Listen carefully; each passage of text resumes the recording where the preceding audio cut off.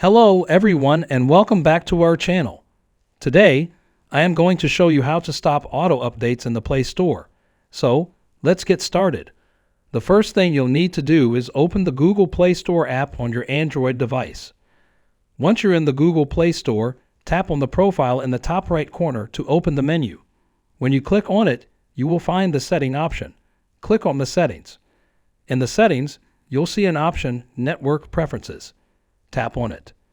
Now you will see Auto Update Apps option. Then click on it. In the Auto Update Apps section, you'll find three options. Over any network, over Wi-Fi only. Don't auto update apps.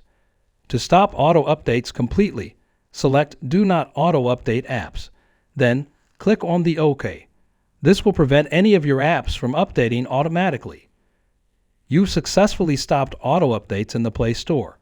If you found this video helpful, please give it a thumbs up and don't forget to subscribe to our channel for more tips and tricks. Thanks for watching.